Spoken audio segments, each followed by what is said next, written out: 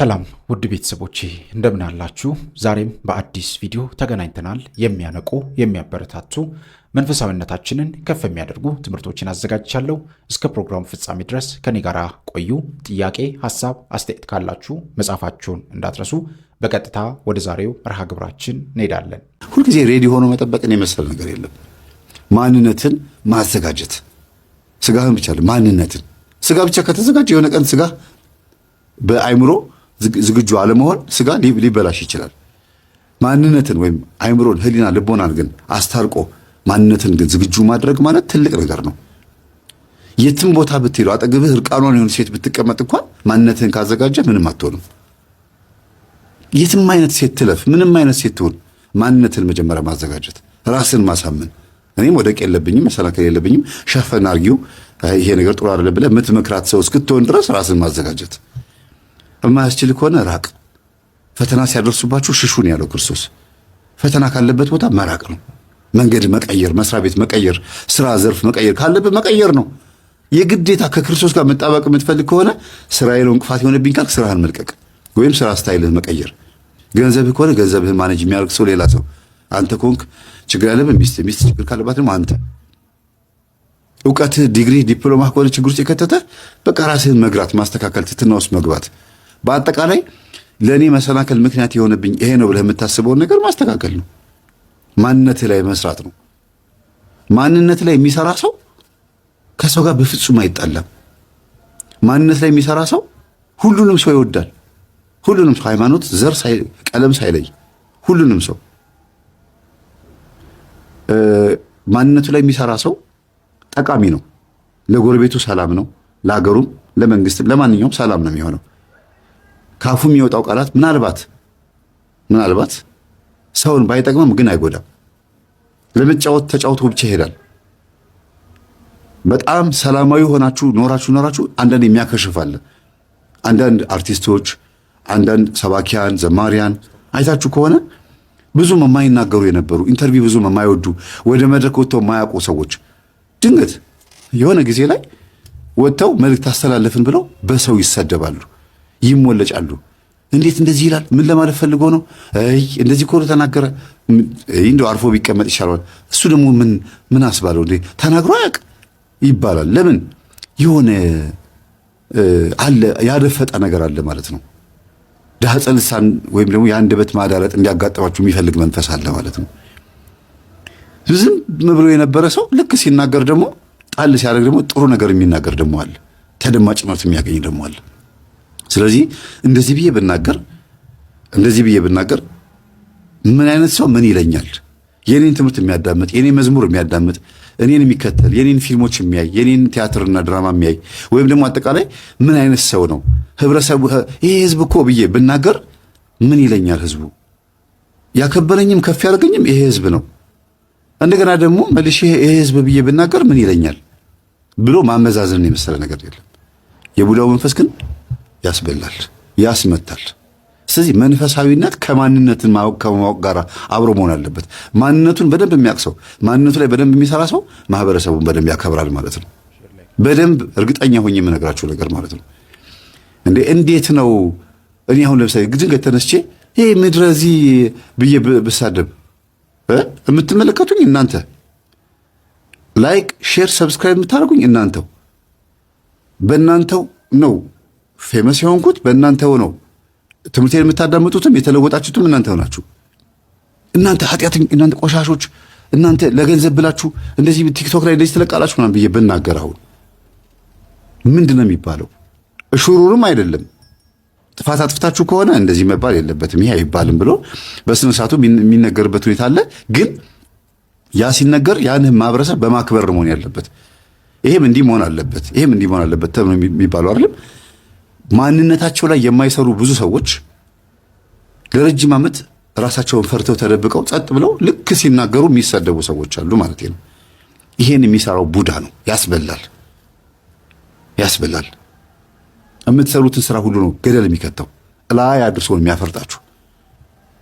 አስቡት፣ ተከብሮ የነበረው ይሄ ባሏ በዛ ጎረቤትም በምንም በሰራተኞቹም በጣም ተከብሮ የነበረው ባሏ ሚስቱ ያውም እቺ ጨዋ አንገቷ ደፍታ የነበረች ሚስቱ ድንገት ስትዋረድ፣ ድንገት ስትሰደብ፣ እሱም ደግሞ ሚስቱ ማማገጠች ብሎ ደግሞ ሄዶ ከልጅቷ ጋር ደግሞ ሲማግጥ ሲዋረድ አስቡት።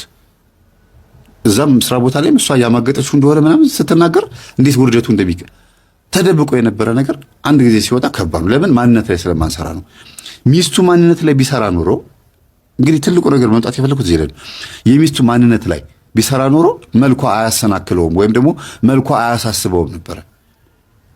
ሚስቴ ጀግና ናት፣ ጥሩ ናት፣ ለትዳሯ ታማኝ ናት ማለት እስኪችል ድረስ ማመን ነበረበት። ወድቃ ቢያገኛት እንኳን ሊምራት የሚችል ስብዕና ሊኖረው ይገባል። እሷም ልክ እንደዚሁ ባሏ ማመን በመሰረቱ ይከብዳል። እንደዚህ ማለት ዘመድ ሲመጣ ጓደኞቻቸው፣ ወንድም ይዞቻቸው ምናምን እንደዚህ ሲመጡ ሚስቶቻቸውን የሚያሸሹ ሰዎች እንዳሉ ሁሉ ሰምቻለሁ። ይሄ ኮንፊደንስ ማጣት ነው። በማንነት ላይ መስራት ግን እኔ እንኳን ባልኖር ሂጂ እሱ ጋር አብረሽ ከሱ ጋር እንትን ቦታ ደርሰሽ ነይ በቃ ተጫወቱ እናንተ እኔ ስራ ረፍዶብኛል ብሎ የምታምር ሚስቱን ከሚወደው ከሚያምነው ጓደኛው ጋር የትም ከማያውቀው ሰው ጋር ትቶ መሄድ ይችላል። ምንም አታርግም የኔ ሚስት ብሎ ማመን የሚችል ሰው በማንነቱ ላይ ይሰራል፣ በራሱ ላይ ይሰራል፣ ከዛ በሚስቱ ላይ ደግሞ ይሰራል ማለት ነው። ማንነት ማለት ይሄ ነው። የልማት አርበኛና የድሃ አባት ነኝ። ዛሬ 48 ዓመቴን ጨርሼ ዛሬ 3ኛ ቀኔ ነው። እግዚአብሔርን አመስግኑልኝ። በእውነት 48 ዓመቴን ጨርሼ ዛሬ 3 ቀኔ ነው። እግዚአብሔር ይመስገን። እንደ በግ ክርስቲያኖች በየቦታው እየታረዱ እየተጨፈጨፉ የኛ ሰባኪዎችና ካህናት አውደ ምሕረት ላይ ቆመው የኔ እድሜ ይሄን ያህል ነው፣ ይሄን ቦታ ሰርቻለሁ፣ ይሄን ያህል አገልግያለሁ፣ እግዚአብሔርን አመስግኑት እያሉ ሰውን እልል ያስበላሉ። አሁን እዚህ መድረክ ላይ እንደው ስለሚገደሉ ምዕመናን ቃል እግዚአብሔር የቅዱሳንን ተጋድሎ አሁን ያሉ ምዕመናን ከባለፈው አባቶቻችን ቅዱሳን ተነስተው ቤተክርስቲያናቸውን፣ ሀገራቸውን፣ ራሳቸውን፣ ቤተሰባቸውን እንዴት መጠበቅ እንዳለባቸው የሚማሩበት መድረክና መርሃ ግብሩ መሳለ ግን ቤተክርስቲያን እንደዚህ መቀለጃ የሚያደርጓት በየቦታው ተሰግስገው ይገኛሉ። እነዚህንም ተመልከቱልኝ።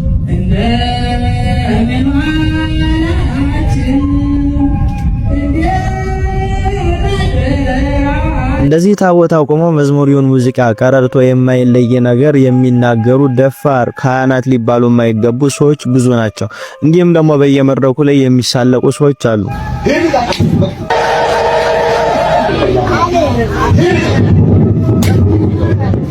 አሁን ያለችዋን ቤተክርስቲያን ለማሻገርና እንዲሁም ምዕመኑን ከመታረዝ ለማዳን ምዕመናኑን ለመጠበቅ ከአደጋ ለመከላከል የመጀመሪያው ውሳኔ ሆነ ያለበት እንደዚህ አይነት ዘባቾችን ከዚህ መድረክ ላይ አስወርዶ እውነተኛውን ትምህርት የሚያስተምሩ መምህራንን ንቃተ ህሊና የሚፈጥሩ አሁን ያለውን ጊዜ የሚያስገነዝቡ ጊዜን የዋጁ መምህራንና ካህናት መመደብ አለባቸው እንጂ ግማሹ ቤተክርስቲያን እየሞተች ነው እያለ የጮህ፣ ግማሹ ደግሞ ህዝቡን እንዲህ እያለ እልልበሉ እያለ የሚሞቱ ምዕመናን ደም ላይ ይሳለቃል። ስለዚህ ይሄን አውደ ምሕረት የምታገኙ ካህናትም ሆነ ሰባኪያን ስለሚደረገው ግፍ ህዝቡ ማወቅ አለበት። ስለሚጨፈጨፉ ምዕመናን፣ ስለሚታረዱ ምዕመናን ህዝቡ ማወቅ አለበት። አሁንም አርሲ ላይ ስለታረዱት ምዕመናን ዝም መባል የለበትም። 1-2 ሳምንት 1-3 ሳምንት ተጮኸ፣ ከዛም በኋላ በቃ አጀንዳ ሆኖ ቀረ። ለምንድን ነው እንደዛ የሚሆነው? አሁን ደግሞ ስንት ክርስቲያኖች ከታረዱ በኋላ ለመጮህ ዝግጁ ነን? እንደዚህ አይነት አራጆችንና ገዳዮችን እንዴት መከላከል እንዳለብን፣ እንዴት ተደራጅተን መጠበቅ እንዳለብን በዚህ አውደ ምሕረት ላይ ነው ትምህርት መሰጠት ያለበት። ምዕመኑን ማንቃት የምንችለው በዚህ አውደ ምሕረት ላይ ነው። ግን የሚያሳዝነው ነገር እንደነዚህ አይነት ሰዎች ከዚህ አውደ ምሕረት እስካልተነሱ ድረስ ምዕመኑ ዝም ብሎ እልል እያለ ይኖራል። እነዚህም ደግሞ ቤተክርስቲያንን ተገን አድርገው ገንዘባቸውን እያካበቱ ሀብትን እየሰሩ ይኖራሉ ማለት ነው። ስለዚህ ቅድሚያኛ ወጣቶች ማድረግ ያለብን ነገር እንደነዚህ አይነት ዘባቾችን ከቤተክርስቲያን ላይ አጽድቶ ትክክለኛውን ትምህርትና ስርዓት የሚያስተምሩ መምህራን ወደፊት እንዲመጡ ማድረግ ነው። ኮፒሊንግ፣ ሼር፣ ሪፖስት እያደረጋችሁ ለሚዳረሰው አካል አድርሱ። ስለ አርሲ አሁንም ዝም አንልም፣ ይቆያል። አጨስ ነበር፣ እጠጣ ነበር፣ አላስፈላጊ ሰው። አሁን እንደዚህ ስታዩት ይሄ ወለል ያለው ፊቴ ከኔ አይደለም፣ ከኔ አይደለም፣ ለኔ የሚገባኝ አልነበረም። እግዚአብሔር ሲመርጣችሁ ምን ትመስላላችሁ? የብርሃን አክሊል ይደፋባችኋል። እውነት ነው ምናምን ይሄ የመዘባበቻ ትምክት የበዛበት ምስክርነት አልሰጥም። በጣም የበዛ ጫታም ነበርኩኝ። እግዚአብሔር ሲመርጥ እኮ በቃ ከፍ ያደርጋል፣ እላይ ያወጣል። ከዛ ዝባዝንኬ ህይወት ወጥቼ እናቴን ሁሌ ደጅጠናል፣ ሁሌ ያለቅሳለሁ፣ ሁሌ። ስለዚህ ይሄ ደጅጠናው የቅርብ ጊዜ ነው። በእናንተ ጊዜ የነበረን ግን በውስጤ ሁሌ ደጅ እንደምጠናት እንደምትፈጽምልኝ አቅ ስለነበረ ይኸው ዛሬ ከዛ ሁሉ ዝባዝንኬ ወጥቼ የእሱ የእናታችን የቅድስት ድንግል ማርያም ልጅ ሆኜ ይኸው እንደዚህ አምሮብኝ ሽበቴ ሺህ ውበት ሆኖ መልኬ ማዲያት የነበረው ከንፈር የተቃጠለው ጣቴ ሁሉ የተቃጠለው ዛሬ ወርቅማ ነው። ስለዚህ በተለይ ለወጣቶች የምናገረው በየትኛውም ዓለም ያላችሁ እግዚአብሔር የፈቀደ ቢሆን ኖሮ ሲጃራው ቺምኒ ያዘጋጅለት ነበር፣ ጭስ መውጫ አልፈቀደውም። እግዚአብሔር የፈቀደው ቢሆን ኖሮ አረቄውን ምኑን ለሰውነታችን በተገባ ነበር፣ አልፈቀደውም። ስለዚህ ልጆቼ እንደኔ የባከነ ዕድሜን ሳትይዙ የወጣትነታችሁን እግዚአብሔርን መፍራት በጉብዝና ወራት ነው የሚባል ነገር፣ እግዚአብሔርን ማሰብ በጉብዝና ወራት ነው።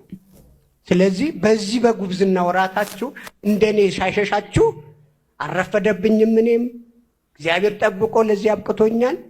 በእውነትም ስንቶቻችን እኮ ለማንም ደጅ እንጠና የለም እንዴ? አልባሌ ቦታ ሄደን ደጅ እንጠና የለም እንዴ? ጠንቋይ ቤት ሄደን ደጅ እንጠና የለም እንዴ? እግዚአብሔር ግን ለክብሩ የሚነሳ አምላክ ነውና የእሱን ክብር ወደኛ ውስጥ ልኮ ይኸው እኔ እንዴት እንቃላት ከአይምሮ በላይ ነው። እሱ ብቻ ዋጋውን ሰጥቶኛል። እግዚአብሔር ይስጥልኝ።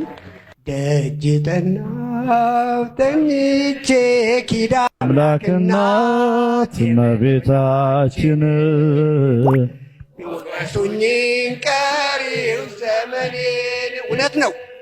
የአምላክናት እመቤታችን ሞገሱኝኝ ቀሪው ዘመኔን። ልጆቻችሁን አብሮት ላይብረሪ የምልኩ ቤተሰቦች ይህን ቪዲዮ በደንብ ስሙ። ሌሎችም እንዲሰሙ ላይክ፣ ኮፒ ሊንክ፣ ሼር፣ ሪፖስት እያደረጋችሁ ሼር አድርጋቸው። እንግዲህ አብሮት ላይብረሪ ብዙ ጊዜ እጠቀማለሁና ምንድነው ያስተዋልኩት፣ ውጪ ዝም ብዬ ስወጣ አንዳንድ ጊዜ ወጣ ብዬ ሳየው ሁለት ወይም ሶስት ወንዶች ምናምን ቆመው መኪና ይዘው ሴቶችን ይጠሯቸዋልና አብሶ የሆነ ድሬድ ያረገ ልጅ ይጠራቸውና ምንድነው የሚጠይቃቸው፣ ለሙዚቃ ወይም ደግሞ ለፊልም ፈልገናችሁ ነው ምናምን ብሎ ነው የሚጠራቸውና ካናገራቸው በኋላ ስልካቸውን ይቀበላል ምናምን። ይሄን ነገር ለኮንቲኒስ አየሁትና ምንድነው የሆነ ያልተመቸኝ ነገር አለ። እነዚህ ልጆች እኔ የእውነት ለፊልም ወይም ደግሞ ለሙዚቃ አይመስለኝምና ልጆቻችሁን ወደዛ ምልኩ ቤተሰቦች፣ ወደ አብሮት ላይብረሪ ምልኩ ቤተሰቦች ብትጠነቀቁ። ምክንያቱም ልጆቹ ላይብረሪ ብለው ነው የሚሄዱትና ሳይፈልጉም ፈልገውም ወደ ሌላ ነገር እንዳይገቡባችሁ አድቫይዝ ብታረጓቸው ጥሩ ነው። አመሰግናለሁ። ለጥንቃቄ ያለ ሁለት እግር የምታነክሱ ሰዎች ለዩ። በምንም መንገድ በኦርቶዶክስ ተዋህዶታችሁ ነቅ እንዳይገባባችሁ። የፈለገው ነገር እንደዚህ ፈርጦ ይውደም፣ በክርስትናችሁ እንዳትደራደሩ። ላይገባችሁ ይችላል መልሱ፣ ላንረዳው እንችላለን መልሱ፣ ላያጠግበን ይችላል። በኦርቶዶክስ ተዋህዶ እምነታችን ግን ልንነቃነቅ ይገባል። እውነት ኦርቶዶክሳዊ ተዋህዶ ቤተክርስቲያናችን ኦርቶዶክስን እድለኝነት ነው። አደራችሁን አንድ እግራችሁ ከወጣ ወይውላችሁ፣ ለመመለስ ዳገት ነው። ምንፍቅና መጥፎ ነው። አላያችሁም? ሱስ ውስጥ የገቡ ሰዎች አንድ የተሳስተው ሱስ ውስጥ ገቡ። ጫቱ ለመተው ይከብዳል፣ ሲጋራውን ለመተው ይከብዳል። አይናቸው ፈዞ፣ አይናቸው ደብዝዞ፣ ያ የመሰለ ወድ መልካቸው ከሰል መስሎ፣ ከንፈራቸው እንዳለ ጠቁሮ ከሰውነት ተራ ወጥተው ብትጠይቋቸው እኮ ከብዷቸው እንጂ ከዛ ሱስ መውጣት እኮ ይፈልጋሉ። ግን የኛም ዱላላ ኢየሱሰኛ ብለን መቼኛ ቅርቡ ማዳን እንወዳለን። የኛም ግልምጫ አለ። የጋይ ልጅ ሱሰኛ ሆነ ተብሎ ጠጭን ማን ይፈልገዋል? ሰካራምን ማን ይፈልገዋል? ሲያምርብህ ነው ሲሞላልን ሁሉም ይፈልግህ። ሁሉም ያቀርበው የዛኔ ነው። ስትወደድ ነው ወንድሜ የሚልህ። አይቶ የማያውቅ ሰው ሁሉ ብሮክስ ይልሃል። ፉል ኦፍ ፌክ። የወደቅህ ግን አንድ ሰው ያነሳል። አንድ ሰው መድኃኒዓለም ነው ስንወድቅም የማይተወን እርሱ ነው፣ እሱ ብቻ ነው። ድንግል ማርያም ናት ስንወድቅ አይዟችሁ ልጆች የምትለን። ማንም አይቆም። በነገራችን ላይ የውድቀታችን ቀን የወደቀ ዛፍ ምሳር ይበዛበታል የሚባል እንደዛ ነው የሚሆነው። ይከብዳል። ከወጡ በኋላ አደራችሁን በስተት ምንፍቅና ውስጥ የምትገቡ ሰዎች ጥንቃቄ አድርጉ። በነገራችን ላይ የተሐድሶን አፍቃን አሁን እየተከተሉት መንገድ ያለው ሁለት መንገድ ነው። ታውቃላችሁ? ሁለት መንገድ ነው። አንደኛ አሁን ሚዲያ ላይ እንደምሰማው በይፋ የኢትዮጵያ ኦርቶዶክስ ተዋሕዶ ቤተክርስቲያንን ገድላትን፣ ድርሳናትን እየነቀፉ እየሰደቡ መዋል። በዚህ የሚገኝ ኦርቶዶክስ ካለ እየሳቡ ወደ ራስ ማስገባት። ከዛ ሲሆን ክርስቶስን አሰብክም ማለት ነው። ክርስቶስን አሰብክም የሚለው መልስ ሲመለስላችሁ ደግሞ አይ ተሸፈነ፣ አልጎላም፣ ተደብቋል፣ ሌሎቹ ነው የሚሰበኩት ብሎ ማለት። አሁን ብዙ የዩኒቨርሲቲ ተማሪዎችን እየጨረሱ በዚህ ነው። ክርስቶስ እኮ ይሰበካል፣ ግን በደንብ አይደለም። ከበር አራጊው ግን ማን ነው? ማን ነው ሸፋኙ? እውነት ቅድስት አርሴማ ነው የምትሸፍነው? ምን ብላ ሰብካ? ቅዱስ ሚካኤል ነው ጌታን የሚሸፍነው? ሰይጣን እንኳን ሲሰድበው ጌታ ይገስጽህ ያለው ሚካኤል ነው ጌታን የሚሸፍነው? እኔ በእግዚአብሔር ፊት የምቆመው ገብርኤል ነኝ ያለው ገብርኤል ነው ጌታን የሚሸፍነው? እግዚአብሔር ልቦናቸውን ያብራላቸው። በእውነት በዚህ መንገድ የመጀመሪያው መንገድ ይሄ ነው። ሁለተኛው መንገድ ደግሞ የተሳሳተ መጽሐፍ እንዲታተም አድርገው የተሳሳተ ንግግር ሚዲያ ላይ እንዲነገር ፈልገው ያን የተሳሳተው ንግግር የኦርቶዶክስ ቤተክርስቲያን አቋም አስመስለው ለዛ የተሳሳተ ትርጓሜ ምላሽ መስጠት። በነገራችን ላይ እሱ የተፈለጉት ታውቃላችሁ፣ ለተሳሳተ ትምህርት ምላሽ መስጠት። በጣም አንድ ተንኮል ልንገራችሁ። እዚህ ወደ ሶማሌ መስመር ከቀብሬ ዳሃ ወደዛ ምናምን አካባቢ አንድ የተዘጋ የሚካኤል ቤተክርስቲያን ነበር። የተሐድሶ መናፍቃን ሄዱና ማስተማር ጀመሩ። ቤተክርስቲያኑ እኮ ዝግ ነው፣ ምዕመናን ተበትነዋል። ያ የተዘጋን ቤተክርስቲያን ታቦት አስገቡበት፣ ቤተክርስቲያን ይከፈት ብለው። ለምን ደረጉ ታውቃላችሁ? ታቦት ሲገባ ቅዳሴ ሲጀመር ምዕመናን ይመጣሉ። የዚህን ጊዜ አውደ ምሕረቱን ስብከተ ወንጌል ኃላፊ ሆነው እነሱ ይሰብካሉ፣ የሰንበት ተማሪ ያስተምራሉ። በዚህ አጋጣሚ መሰው ወደ ምንፍቅና ይከታል። አይታችኋል?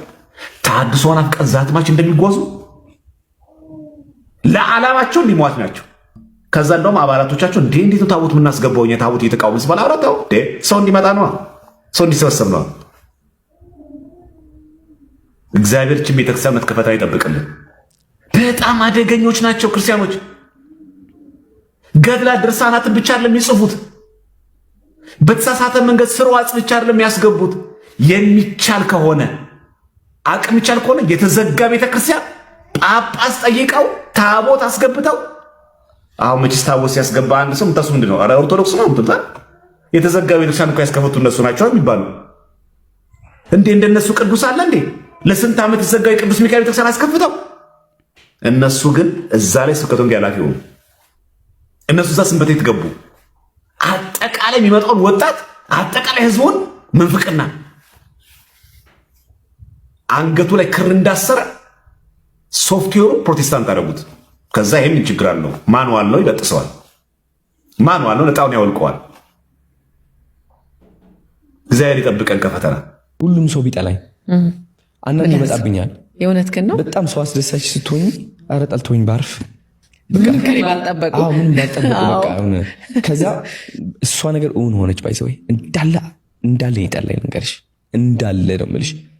ያው አወራቸው የነበሩ አክትረሶች ነበሩ፣ አክተሮች ነበሩ፣ ሴሌብሪቲዎች ኢትዮጵያ ውስጥ መሴጆቻቸውን ዲሊት አድርገው ይሄ ባለቅ ያለ አንፎሎ ያደረጉ እግዚአብሔርን አውቃቸዋለሁ። አሁንም አስታውሳቸዋለሁ ስማቸው። አንዳንዶቹ ለማውራት ይሞክራሉ፣ አላወራቸውም። በክፉ ጊዜ ጎን ላይ የማይሆን ሰው ታውቀዋለህ። ግን የዛኔ አንድ አዶናይ ነበርኩኝ። ኢቨን ፋሚሊ ቤተሰብም በቃ ላይ ማመን አቅቷል። አስቢ እስኪ በምን መሄድ እንደሚሄዱ እነሱ እኔን ተይኝና ማዘር አሁን ሰዎች ጎረቤት እየሄዱ ይነግሯት ነበር ምንድነው ነገር። ከዛ ማዘር ደውላ በቃ ተጨናቃት ነገር አይደለ ምንድነው ምናምን በቃ እንደውም አታሳየኝም ስሜቶቿ። ግን ከኔ ኋላ ያለው በጣም እንደምታለቅስ እርግጠኛ ነኝ፣ በጣም እንደምትሰቃይ። ፋዘርም አስቢ የፋዘርም አታዩ። ግን ብቻዬን ቆምኩኝ። በረንዳ ላይ ቁጭ ብዬ ሁሌም አስታውሳለሁ። እዚህ አዲስ አበባ ሆቴል ላይ አያለሁ። አዲስ አበባ ነው አያታለሁ። አዲስ አበባ አያታለሁ። አንድ ቀን ይመጣል ሁላችሁም ይገባቸዋል ያልኩት ነገር። አሁን ችግር የለውም ምንም አልፈርድም፣ ግን ነፃነቴ ግን አውጃለሁ። ሁላችሁም ስለጠላችሁኝ ለራሴ መቆም ጀምሬያለሁ። ተመስገን። አዶናይ ከአዶናይ ጋር ሆነ። እግዚአብሔር ነው እንጂ ከራስ ጋር ማውራት ጀመርክ። በቃ ተመለሰቻችን እንትን ተመለሰችና ያቺ ድምጽ ከኔ ጋር እንደዚህ ተሳሰርኩኝ። ታውቂያለሽ ከማንም ሰው ፍቅር አልጠብቅ፣ ይሁን አድንቆት አልጠብቅ፣ ጭብጨባ አልጠብቅ። ቢጠሉኝ ቢተርቡኝ ቢወዱኝ ምንም ለኔ ወደውኝ ነበረ በሞቲቬሽን ያ የኔ ቆንጆ እያልኩኝ ጊዜ። ከዛ ደግሞ ያ የፖርኖ ነገር ሲመጣ ደግሞ እንዳለ ሀገር ሙሉ ጠላኝ። ያ ሁሉ ያረኩት ነገር ተረሳ። ገባሽ አይደለ? አሁንም ስቲል ባይዞ እንደዛ ነው የሚሉት አንዳንድ ሰዎች። ምን አድርገው ነው ይሄ ልጅ የኔ ቆንጆ አለ ከዛ በኋላ እንደዚህ ተናገረ እንደዚህ ሆነ ይላሉ። ግን ያ ስንት የመከርኩት ምክር አለ ተረሳ። ባንዲያ ሰው ሁሉ ጠላኛ።